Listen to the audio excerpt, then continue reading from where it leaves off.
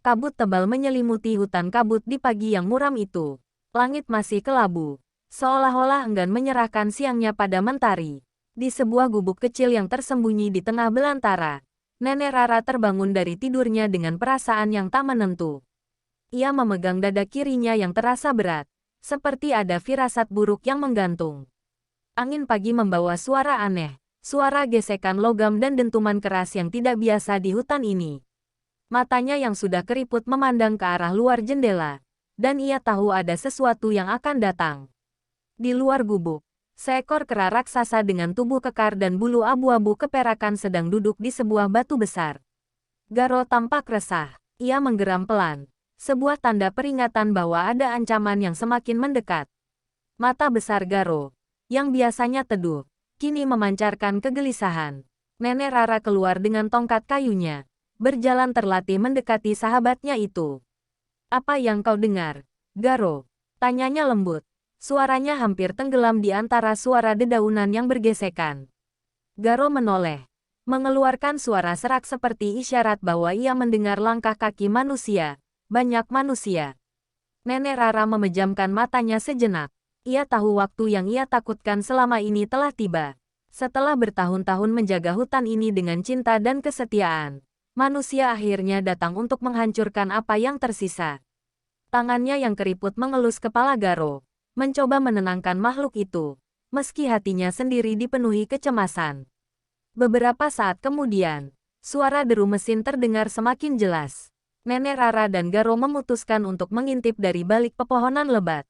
Di kejauhan, mereka melihat rombongan manusia yang membawa alat-alat berat dan parang besar. Mereka mulai menebang pohon-pohon tua yang sudah berdiri selama ratusan tahun, membuat suara-suara memilukan ketika kayu-kayu besar itu roboh ke tanah. Nenek Rara menggigit bibirnya, menahan amarah dan kesedihan. Baginya, setiap pohon adalah bagian dari keluarganya. Setiap akar adalah jalinan kehidupan yang tak tergantikan. "Garo, kita tidak bisa diam saja," bisik Rara dengan nada yang nyaris putus asa. Namun, sebelum ia sempat menyusun rencana, salah satu pohon besar di tepi sungai jatuh dengan gemuruh keras, mengirimkan getaran ke tanah. Garo mengaum keras, suaranya bergema di seluruh hutan.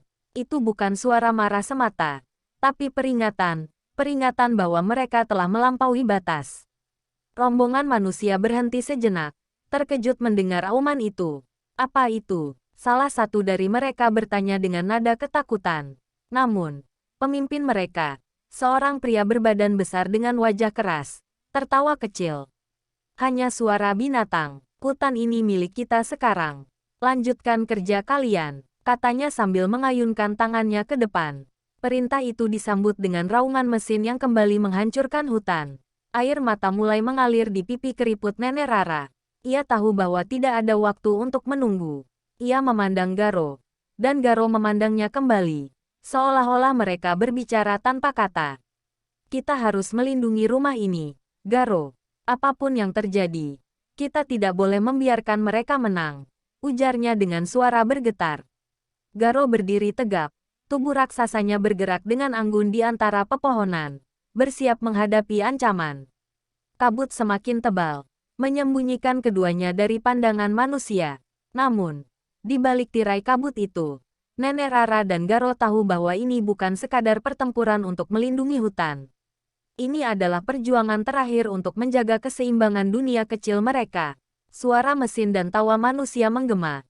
Sementara di sudut lain hutan, Nenek Rara memegang erat tongkatnya, bersiap untuk melakukan apapun demi hutan yang telah menjadi hidupnya. Di saat yang sama, tanpa mereka sadari, hutan juga bersiap. Angin yang berhembus tiba-tiba berubah dingin, dan suara burung-burung yang biasanya riuh mendadak hening. Alam terasa menggeliat, seolah-olah ikut mempersiapkan diri untuk melindungi apa yang telah dijaga selama berabad-abad. Ini bukan hanya perang antara manusia dan seekor kera raksasa. Ini adalah perlawanan dari seluruh jiwa hutan yang tidak akan menyerah begitu saja. Garo melangkah maju ke arah suara mesin dengan tubuhnya yang kokoh. Setiap pijakannya mengguncang tanah di bawahnya. Kabut semakin tebal, seperti selimut pelindung yang diciptakan oleh hutan untuk menyembunyikan makhluk besarnya. Nenek Rara mengikuti dari belakang dengan langkah terlatih. Tongkat kayunya mengetuk tanah basah di setiap langkah. Meski tubuhnya sudah renta, hatinya penuh keberanian. Ia tahu bahwa ia tidak bisa hanya mengandalkan Garo. Ada sesuatu yang lebih besar yang harus ia lakukan. Sesuatu yang telah disiapkannya selama bertahun-tahun di hutan ini. Di tengah deru mesin, para penebang mulai merasakan keanehan. Udara menjadi lebih berat, dan suara burung-burung berhenti sama sekali. Hutan kabut, yang sebelumnya terasa menyerah di bawah tekanan manusia, kini berubah menjadi sesuatu yang mengancam. Kenapa kabutnya makin tebal? Salah satu pekerja bertanya dengan gugup, menyeka keringat di dahinya meski udara dingin. Pemimpin mereka, yang sebelumnya tampak angkuh, kini mengerutkan kening. Ia merasa sesuatu sedang mengawasi mereka, sesuatu yang lebih dari sekadar binatang liar. Sebuah bayangan besar melintas di antara pepohonan, diikuti oleh suara ranting patah yang keras. Itu dia, teriak salah satu pekerja sambil menunjuk ke arah bayangan Garo. Namun, sebelum mereka sempat bereaksi, Garo melompat keluar dari kabut dengan auman yang menggema. Para pekerja terpaku. Beberapa dari mereka menjatuhkan alat-alat mereka karena ketakutan. Tubuh Garo yang raksasa berdiri di tengah hutan. Mata besarnya memandang mereka dengan tajam, seolah-olah menantang siapapun yang berani mendekat. Pemimpin rombongan itu berusaha menyembunyikan ketakutannya. Ia mengangkat parang besar dan berteriak, "Jangan takut. Itu hanya binatang. Kita bisa mengatasinya." Tapi sebelum ia sempat melangkah, Garo mengangkat salah satu batang pohon besar yang tumbang dan melemparkannya ke arah mereka. Batang itu jatuh dengan dentuman keras, menghalangi jalan keluar. Para pekerja berteriak panik, berlari mencari perlindungan. Sementara kabut semakin tebal, menyelimuti mereka dalam ketidakpastian. Di tengah kekacauan itu, Nenek Rara berdiri di balik sebatang pohon tua. Tangannya yang gemetar memegang tas kecil yang berisi ramuan-ramuan dari tanaman hutan. Ia menutup matanya dan mulai menggumamkan doa-doa dalam bahasa kuno. Bahasa yang telah diajarkan oleh leluhurnya. Bahasa yang dipercaya dapat membangkitkan kekuatan alam. Udara di sekitar mulai berubah. Angin berputar, membawa dedaunan yang berterbangan seperti ribuan mata yang mengawasi manusia. Berhenti, suara Nenek Rara menggema, memecah keheningan hutan. Semua mata, baik manusia maupun makhluk lain, tertuju padanya. Ia berdiri dengan gagah, meski tubuhnya kecil dan lemah. Hutan ini bukan milik kalian. Ini adalah rumah bagi makhluk-makhluk yang tak kalian lihat, jiwa-jiwa yang tak pernah kalian pahami. Jika kalian terus merusaknya, kalian akan menghadapi amarah yang jauh lebih besar dari yang bisa kalian bayangkan. Pemimpin rombongan itu tertawa sinis. Kau hanya nenek tua, apa yang bisa kau lakukan melawan kami? Ini hutan liar, bukan tanah suci. Katanya dengan nada meremehkan, tapi sebelum ia bisa melangkah lebih jauh, akar-akar pohon di sekitarnya tiba-tiba bergerak, melilit kakinya dengan kuat. Ia jatuh tersungkur, terkejut dan ketakutan. Para pekerja lainnya berteriak, mencoba melarikan diri, tetapi kabut semakin pekat. Mengaburkan pandangan mereka, suara gemerisik daun dan ranting di udara membuat mereka merasa dikepung oleh sesuatu yang tak kasat mata. Garo melangkah maju, mengaum sekali lagi. Namun kali ini suaranya lebih seperti peringatan daripada serangan. Nenek Rara berdiri di sampingnya. Matanya memancarkan ketegasan. "Pergilah," ujarnya pelan, namun penuh wibawa. "Kalian tidak akan menang melawan hutan ini. Pergilah sebelum semuanya terlambat." Suara itu seperti menggema di dalam kepala para pekerja. Seolah-olah bukan hanya Rara yang berbicara, melainkan seluruh hutan itu sendiri. Pemimpin rombongan, yang kini wajahnya penuh kengerian, akhirnya menyerah. Dengan suara bergetar, ia memerintahkan anak buahnya untuk mundur. Mesin-mesin yang tadinya menghancurkan pohon kini ditinggalkan begitu saja, terkubur di tengah kabut yang semakin padat. Ketika mereka pergi, kabut perlahan-lahan mulai surut, membawa kembali keheningan ke dalam hutan kabut. Namun, Nenek Rara tahu ini belum berakhir. Ancaman manusia selalu datang kembali, dan perjuangan mereka baru saja dimulai. Hutan kabut kembali sunyi setelah para penebang mundur, meninggalkan mesin-mesin yang teronggok seperti raksasa mati di tengah pepohonan. Garo menghela napas berat, tubuhnya yang besar terlihat lelah, sementara Nenek Rara berdiri di sampingnya dengan tatapan penuh duka. Meski ancaman sementara telah berlalu, kerusakan yang ditinggalkan tidak bisa diabaikan. Pohon-pohon besar yang telah tumbang menyisakan luka menganga di tanah. Akar-akar yang tercerabut dari tempatnya seolah-olah memohon untuk diselamatkan. Bau besi dan minyak bercampur dengan aroma tanah basah, menciptakan perasaan asing yang tidak pernah dirasakan hutan sebelumnya. Nenek Rara berjalan perlahan mendekati batang pohon raksasa yang telah roboh. Tangannya menyentuh kulit kayunya yang kasar. "Maafkan aku, Nak," bisiknya lirih, seolah berbicara dengan anaknya sendiri. Hutan ini telah menjadi keluarganya, dan setiap pohon yang mati terasa seperti kehilangan seorang saudara. Air matanya mengalir tanpa henti, sementara Garo duduk di dekatnya, mengeluarkan suara rendah seperti ikut merasakan kesedihan itu. Namun, hutan tidak hanya diam meratap. Suara-suara samar mulai terdengar, seperti bisikan dari jauh. Angin membawa nyanyian yang hanya bisa didengar oleh mereka yang memiliki ikatan mendalam dengan alam. "Mereka akan kembali," kata Nenek Rara pelan, seolah-olah mendengar suara hutan berbicara langsung ke dalam hatinya. Ia tahu bahwa manusia tidak akan berhenti begitu saja.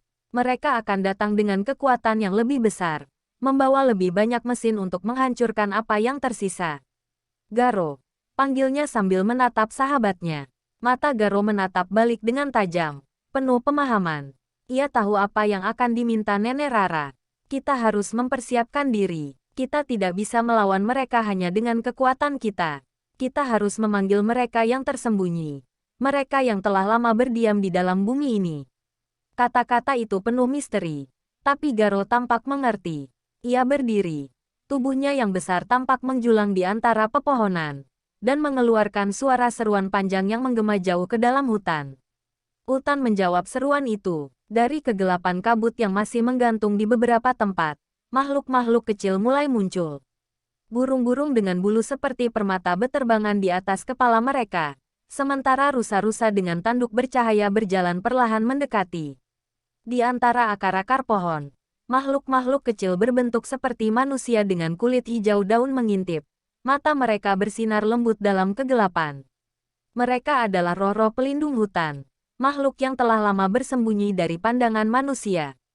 Nenek Rara mengangkat tongkatnya tinggi-tinggi, dan suara gumamannya berubah menjadi nyanyian. Nyanyian itu bukan hanya doa, tetapi panggilan. Panggilan kepada semua makhluk yang pernah menjaga hutan ini.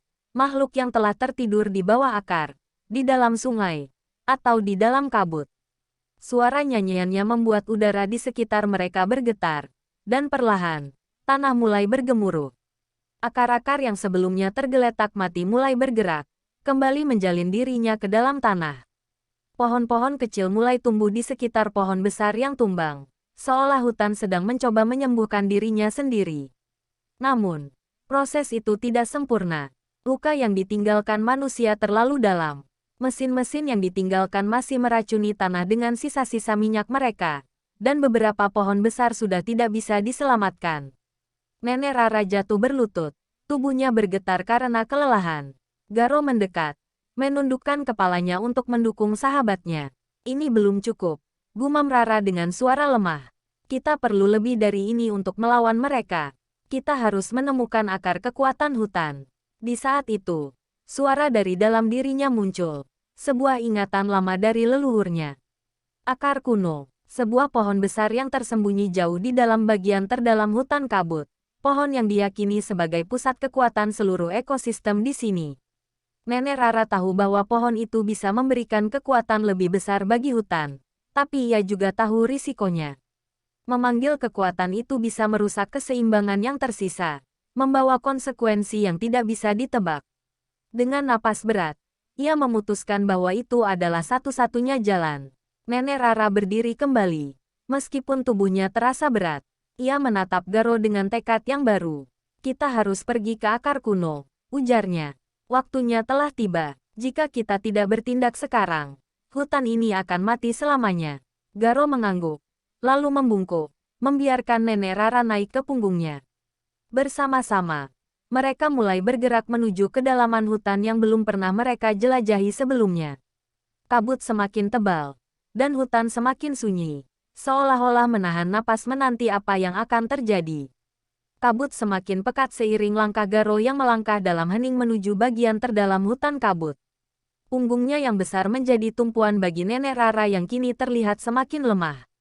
Udara di sekitarnya dingin dan berat, seolah-olah setiap hembusan napas membawa ancaman tak kasat mata. Pepohonan di sekitar mereka semakin tua dan rapuh, dengan akar-akar yang mencuat dari tanah seperti tangan yang menggapai ke atas. Ini adalah bagian hutan yang tidak pernah tersentuh manusia, tempat yang hanya dikenal dalam cerita-cerita para leluhur. Nenek Rara menggenggam tongkat kayunya erat-erat. Pikirannya berputar, dipenuhi keraguan.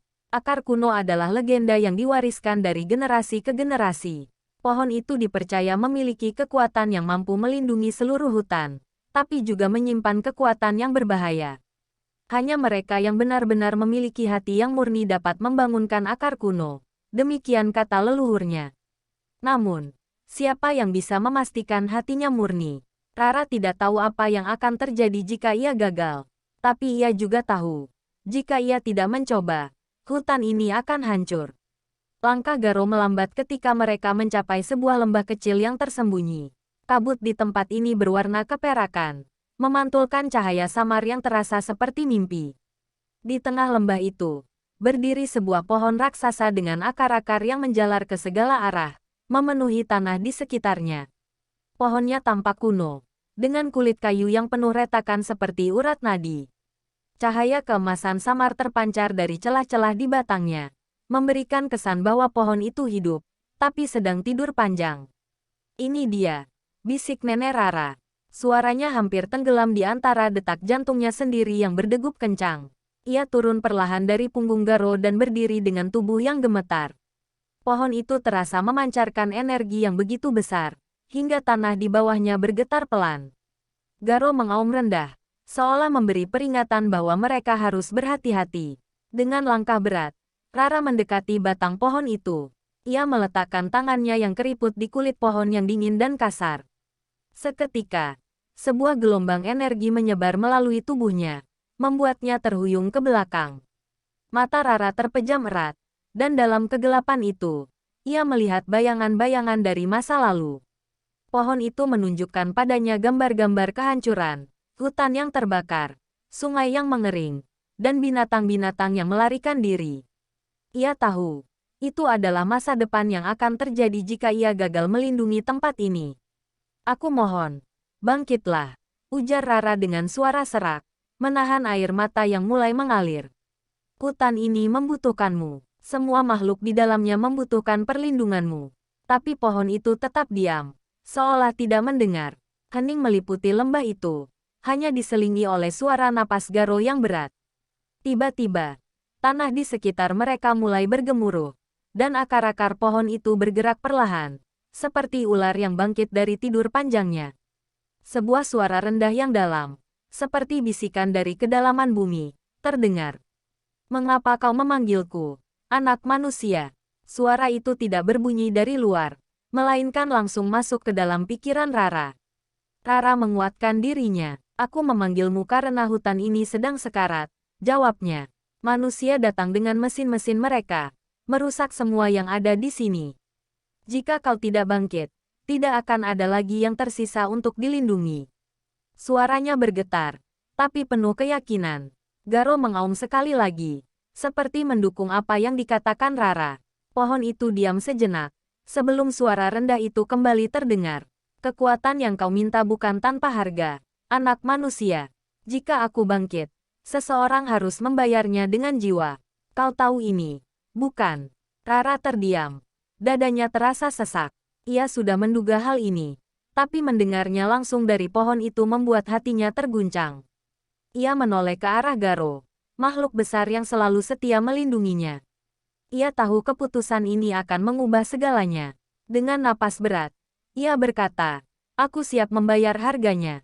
Pohon itu kembali bergemuruh, dan cahaya keemasan di celah-celah batangnya mulai bersinar lebih terang. Akar-akar di sekitarnya bergerak seperti tarian, menyelimuti tanah dan memeluk tubuh pohon itu. "Baiklah, anak manusia, tapi ingat, setiap keputusan membawa konsekuensi. Apakah kau benar-benar siap?" Suara itu menggema sekali lagi. Rara memejamkan matanya, mencoba menenangkan pikirannya yang bergejolak. Ia tahu tidak ada jalan kembali. Aku siap, jawabnya dengan tegas. Cahaya dari pohon itu tiba-tiba meledak, menerangi seluruh lembah dengan keemasan yang menyilaukan. Suara angin bergemuruh memenuhi udara, dan untuk sesaat, seluruh hutan seperti bernapas bersama. Keheningan yang mengikuti ledakan cahaya itu terasa seperti dunia menahan napas, menunggu apa yang akan terjadi selanjutnya.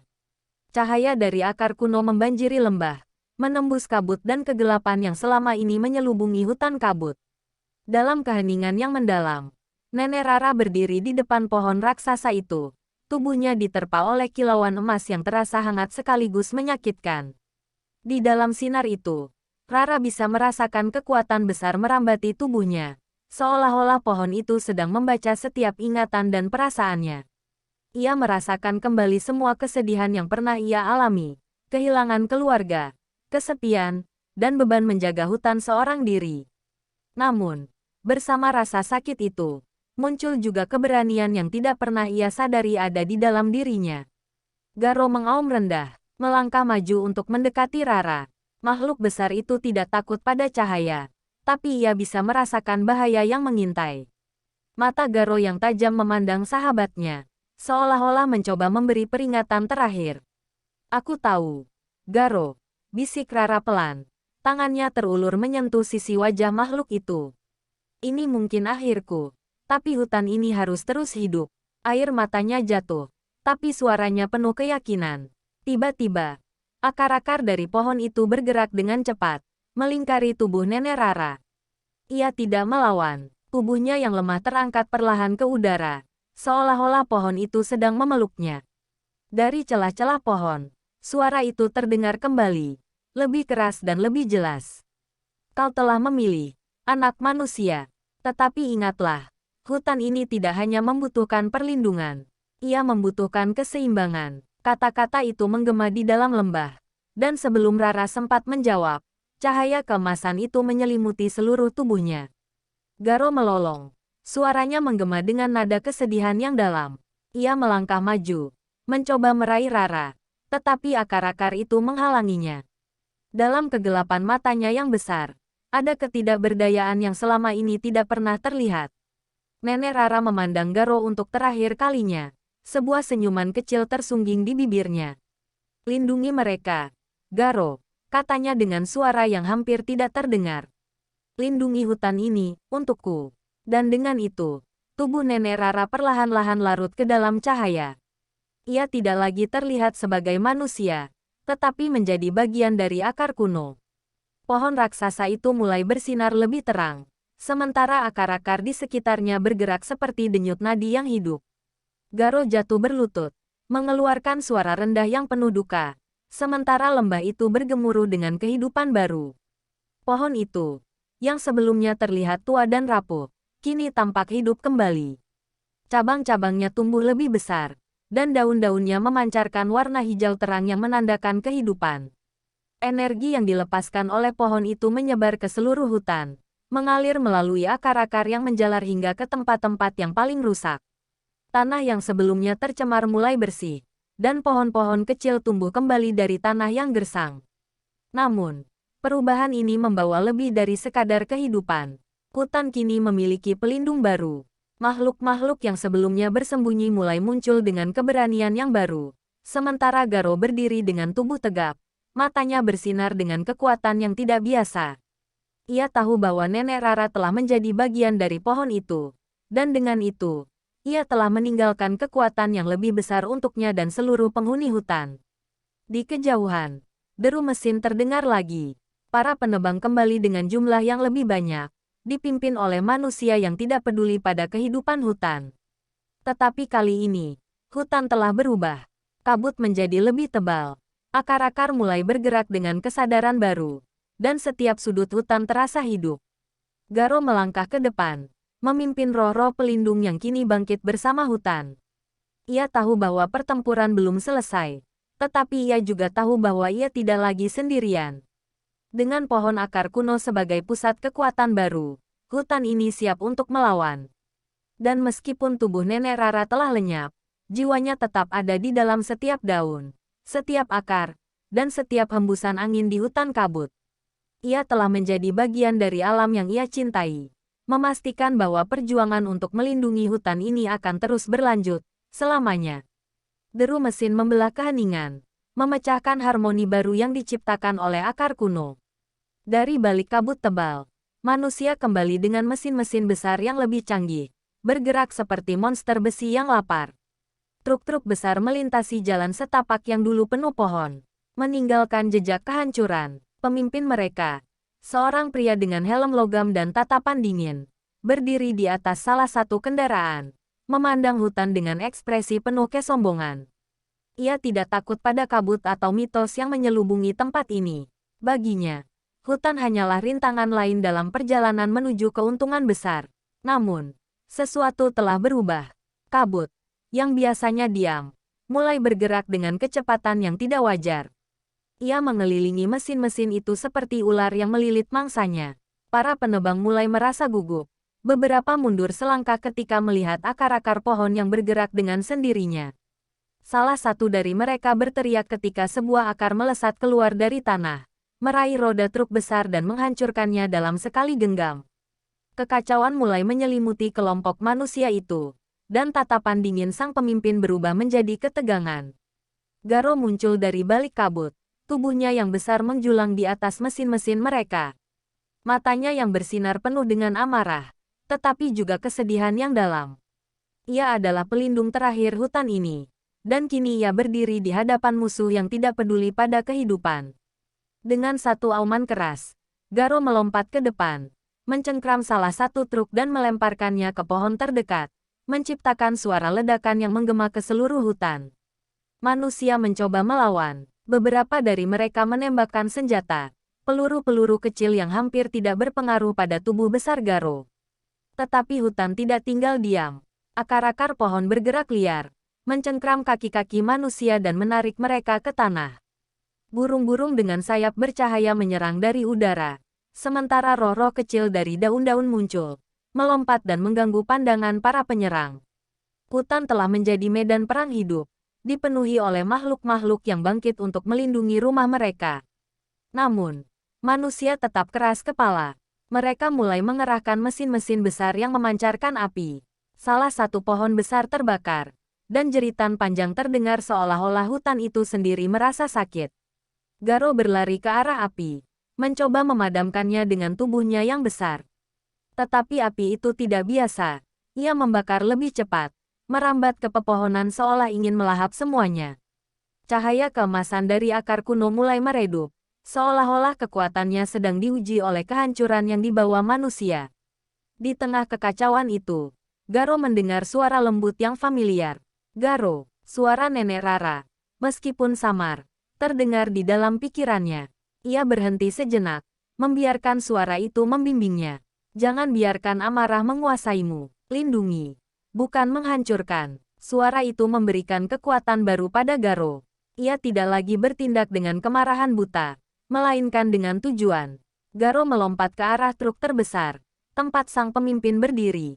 Dengan satu gerakan cepat, ia meraih pria itu dan menjatuhkannya ke tanah. Sang pemimpin, yang kini terlihat kecil di hadapan Garo, terengah-engah ketakutan. Garo tidak melukai pria itu, tetapi menatapnya dalam-dalam, menunjukkan amarah sekaligus peringatan. Pria itu akhirnya menyerah, memberikan sinyal kepada anak buahnya untuk mundur. Ketika manusia meninggalkan hutan, kabut kembali mereda. Suara-suara hutan yang kacau berubah menjadi harmoni yang perlahan-lahan pulih. Tetapi hutan telah terluka, dan Garo tahu pertempuran ini hanya sebagian kecil dari ancaman yang lebih besar. Ia menatap ke arah akar kuno, yang cahayanya mulai kembali bersinar lemah. Ia tahu, selama manusia masih menganggap alam sebagai musuh, hutan ini tidak akan pernah benar-benar aman. Dengan langkah berat, Garo kembali ke pusat lembah, bersiap untuk apapun yang akan datang selanjutnya. Di dalam pohon itu, ia bisa merasakan kehadiran Nenek Rara, memberikan kekuatan dan arahan. Ia tahu, selama ia dan hutan bersatu, harapan akan selalu ada. Hutan kabut perlahan-lahan kembali pulih dari serangan manusia, namun luka yang ditinggalkan masih terasa dalam. Pohon-pohon yang terbakar mulai tumbuh kembali dengan daun yang lebih hijau. Tetapi bekas-bekas kerusakan masih terlihat jelas. Garo berdiri di tengah lembah, menatap akar kuno yang cahayanya kembali bersinar lemah. Ia merasakan beban tanggung jawab yang semakin berat, mengetahui bahwa ancaman manusia belum sepenuhnya hilang. Di dalam dirinya, kekuatan baru yang diberikan oleh Nenek Rara mulai menyatu. Namun ia masih merasakan kekosongan tanpa kehadiran Rara secara fisik. Pada suatu malam yang gelap, ketika bulan purnama menyinari hutan dengan cahaya perak, kabut kembali turun tebal, lebih padat dari sebelumnya. Suara-suara hutan yang biasanya harmonis kini disertai dengan bisikan-bisikan misterius yang mengganggu ketenangan. Garo merasa ada sesuatu yang berubah. Sebuah kekuatan gelap yang mulai merasuki bagian terdalam hutan. Ia tahu bahwa ini bukanlah ancaman biasa, tetapi sesuatu yang jauh lebih jahat dan berbahaya.